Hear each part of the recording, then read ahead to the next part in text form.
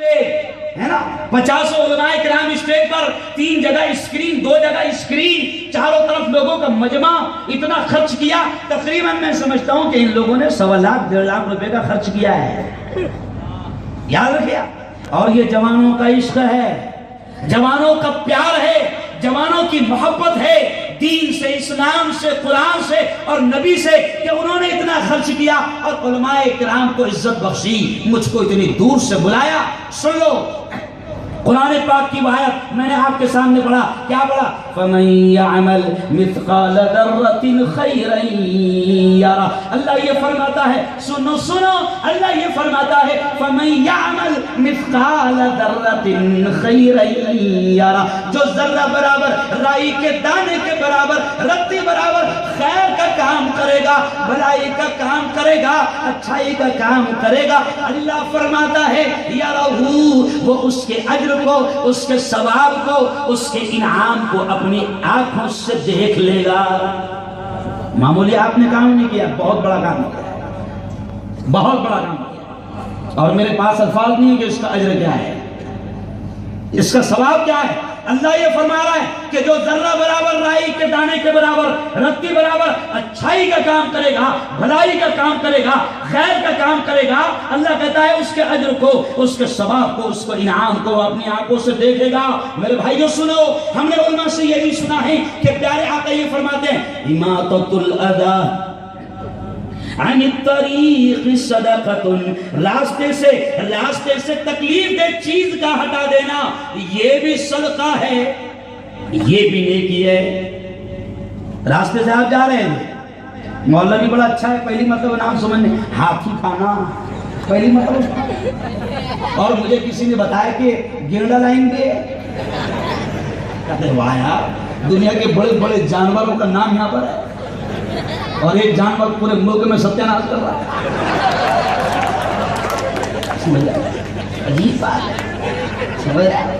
تو عجیب چیز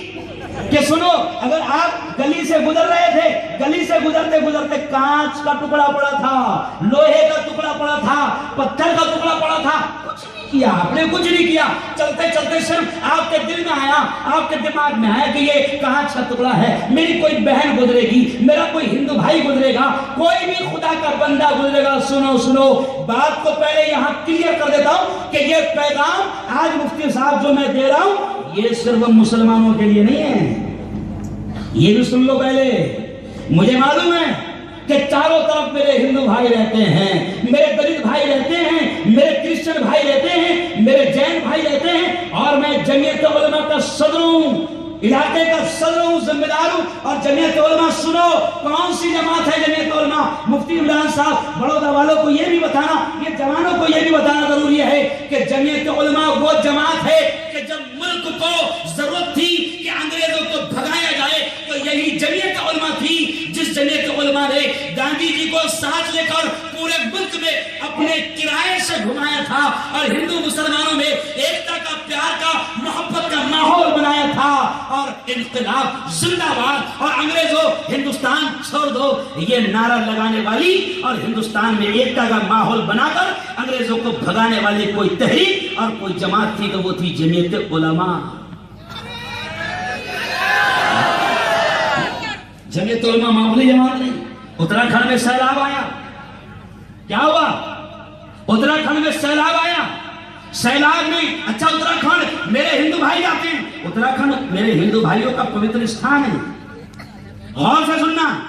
اتراکھنڈ جو ہے میرے ہندو بھائیوں کا پوتر استھان ہے وہاں ہندو بھائی جاتے ہیں سیلاب آیا اچھا سیلاب بھی کیسا آیا بادل پھٹے بادل سینکڑوں ہندو بھائی وہیں پر انہوں نے دم توڑ دیا اور ہزاروں کی تعداد میں مصیبت میں پھنس گئے اور بیمار ہو گئے ارے یہی جمعیت علماء ہے کہ جس نے اس وقت 2 کروڑ روپے لے کر اپنے ہندو بھائیوں کو دواؤں اور کھانوں کا انتظام کیا جمعیت علماء انسانیت کی خادم ہے